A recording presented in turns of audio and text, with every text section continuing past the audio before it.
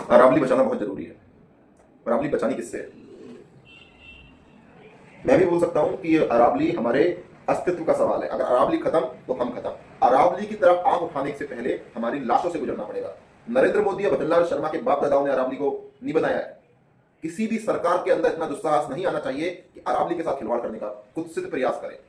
हमारे जीते जी हम ऐसा होने नहीं देंगे। जब तक राजस्थानियों के शरीर में प्राण है, एक एक खून का कतरा इस अरावली पर्वतमाला को बचाने के लिए हम न्यौछावर करने को तैयार है।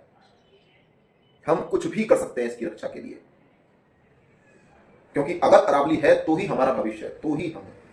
और जो दिल्ली में बैठे लोग, एसी कमरों में बैठे लोग सोचते हैं कि केवल राजस्थान भुगतेगा, नहीं, अगर अरावली गया तो मरुस्थल बन जाएगा पूरा देश। इसलिए पूरे देशवासियों की आज जिम्मेदारी बनती है कि अरावली के लिए चिंता करें, क्योंकि अरावली ने आपकी हजारों हजारों वर्षों से रक्षा की है। इस तरह की पंक्तियां मैं भी बोल सकता हूं, ज्यादातर लोग यही सुनना चाहते हैं। पर मेरा यह सवाल है, अरावली बचानी किससे है? किसे नहीं पता कि कौन लोग छोटे छोटे डॉगरों को साफ कर चुके हैं अवैध खनन के रूप में।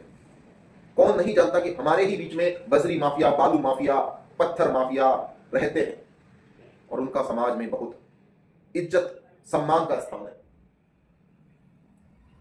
ये राजस्थान के समाज का डबल स्टैंडर्ड देखिए। ऐसे भी बहुत से लोग हैं जो जिनके परिवार में लोग बजरी का बिजनेस करते हैं, अवैध रूप से बजरी सप्लाई करने का बिजनेस करते हैं, पहाड़ों को काटकर पत्थर बेचने का बिजनेस करते हैं। वो भी इंस्टाग्राम पर कह रहे हैं कि सेव अरावली। अरावली बचानी किससे है?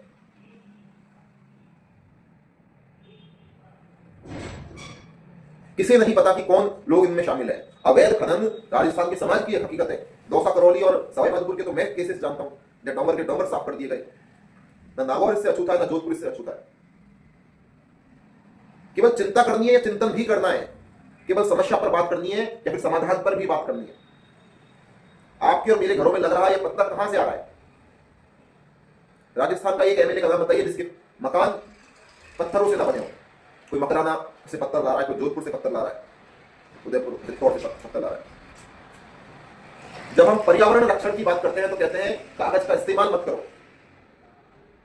इससे हम पर्यावरण को बचा सकते हैं, पेड़ों को बचा सकते हैं, लेकिन पत्थर का उपयोग रोकने के लिए हम प्रयास करने के लिए भी तैयार नहीं है। अभी तो इस बात को मूर्खतापूर्ण और हंसने योग्य बताकर इग्नोर कर देते हैं। अरावली को बचाना है। आज तक राजस्थान के अंदर कितनी सभाएं ऐसी हुई जहां पर अवैध खनन में लिप्त व्यक्ति को जाति से बाहर कर दिया गया हो, सामाजिक बहिष्कार कर दिया गया हो, उसका जातिगत आधार पर बचाव ना किया गया हो। किस पहाड़ में अवैध खनन नहीं है और करने वाले हमारे और आपके जैसे लोग हैं। एग्जैक्टली अगर मैं बताऊंगा कि कौन लोग हैं तो विवादित हो जाएगा। लोग बोलेंगे मोहित भारत नैरेटिव चला रहा है, एजेंडा चला रहा है, प्रोपेगेंडा चला रहा है, बदनाम कर रहा है। लेकिन जो हकीकत है उसको स्वीकारनी पड़ेगी। बजरी के नाम पर नदियों को बर्बाद किया जा रहा है, पत्थरों के बिजनेस के नाम पर पहाड़ों को बर्बाद किया जा रहा है, जंगलों को नष्ट किया जा रहा है। अरे इन्होंने तो जानवरों के लिए जो गोचर भूमि छोड़ी है उसको भी नहीं छोड़ा, सारी जमीन जोत ली, सारी सरकारी जमीनों पर कब्जा कर लिया। ये भूख ही इसका कारण है। सुप्रीम कोर्ट कहता है, भारत का सुप्रीम कोर्ट कहता है कि अगर माइनिंग को जीरो कर दिया जाए तो अवैध माइनिंग शुरू हो जाएगी, जो कि हकीकत है। मैं पूरी तरीके से सहमत हूं।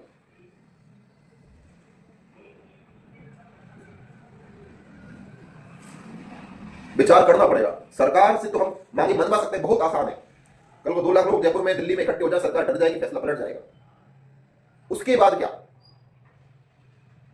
इन तस्करों, इन माफियाओं, जिन्होंने खनन माफिया, बालू माफिया, बजरी माफिया, लकड़ी माफिया, इनको ट्रीट करने का समाज का नजरिया बदलेगा या नहीं? ऐसा कौन सा बजरी माफिया, बालू माफिया, खनन माफिया है जिनके एमएलए, एमपी जो कानून निर्माता है उनसे संबंध नहीं है? ऐसा कौन सा विधायक और सांसद है जिनके पास कटमनी नहीं पहुंच रही, हिस्सा नहीं पहुंच रहा? और आगे बढ़कर कहें तो क्या जो प्रशासनिक अधिकारी है, जो पुलिस अधिकारी है, उनकी मिलीभगत से खनन नहीं होगा? इंस्टाग्राम पर स्टेटस लगाना, रील्स लगाना बहुत आसान है, लेकिन प्रकृति का संरक्षण एक अलग चीज है। इसके लिए चिंतन जरूरी है, सोचना जरूरी है। उम्मीद है आप सोचेंगे, सोचेंगे तभी हल निकलेगा। हम मिलकर प्रकृति का संरक्षण करें, संवर्धन करें, हमारी नैतिक जिम्मेदारी है और हम बिल्कुल इसके लिए मिलकर प्रयास करेंगे। लेकिन इसे केवल इंस्टाग्राम के स्टेटस स्टोरी तक सीमित ना कर दिया जाए। चिंतन करें कि आपड़े जो डोंगर है जो कौन खत्म कर रहा है, बिजली के धंधे में कौन ने नरीन की एस्टेसी कर रखी है, ये सोचना पड़ेगा। बिहार में शराब बैन है, प्रतिबंधित है, पूर्णतः प्रतिबंधित है। लेकिन चल रही है, अवैध रूप से चल रही है, तस्करी हो रही है। सोचना पड़ेगा कि हल क्या निकलेगा। ऐसा नहीं है कि मैं किसी जजमेंट का समर्थन कर रहा हूं, मैं तो कह रहा हूं जीरो माइनिंग कर दीजिए, लेकिन यह सुनिश्चित करिए कि कोई की इतनी हिम्मत ना हो कि अवैध रूप से माइनिंग कर पाए। कठोरतम सजा दीजिए। सजा के नाम पर अभी तक कुछ भी नहीं दिया जाता। अवैध खनन चल रहा था, चल रहा है, और जैसा मैंने स्टडी किया है समाज को, तो अब अवैध खनन चलेगा। अवैध खनन का एक ही इलाज है, संगठित रेगुलेटेड सरकारी खनन, जिनमें नीतियों का ध्यान रखा जाए। यह स्टेटमेंट भी अपने आप में विवादित हो सकता है कि मोहित भरत तो खनन को जस्टिफाई कर रहा है। वही तो मैं कह रहा हूं ना, केवल चिंता करोगे तो फिर गलतफहमी क्रिएट होगी, इसलिए चिंता करने की जरूरत है। सरकारी खनन रिकॉर्ड होता है कि कितना खनन किया गया, उसके आंकड़े लिए जा सकते हैं, सवाल पूछा जा सकता है, लेकिन अवैध खनन का कोई हिसाब नहीं है। कितने डोंगर इन्होंने साफ कर दिए, कितने करने वाले हैं। ट्विटर पर प्रकृति मैया की जय बोलकर जमीन पर भाटों की ट्रोलियां जा रही हैं, बजरी की ट्रोलियां जा रही हैं सुबह 4 बजे से। कौन नहीं जानता, पता सबको है, बोलना कोई नहीं चाहता। भावना यहां हो जाती है लोगों की। पुनः हम अरावली की रक्षा करने के लिए एकजुट है। सरकार का कोई भी निर्णय जो पर्यावरण प्रकृति को नुकसान पहुंचाता है, हम पुरजोर विरोध करते हैं। और आज जो युवाओं के अंदर हम देख पा रहे हैं वो बहुत अच्छी बात है, और प्रयास किया जाना चाहिए कि सामाजिक स्तर पर भी जो भी अवैध रूप से इन कार्यों में लिप्त है उनका भी बहिष्कार हो। जय राम जी की।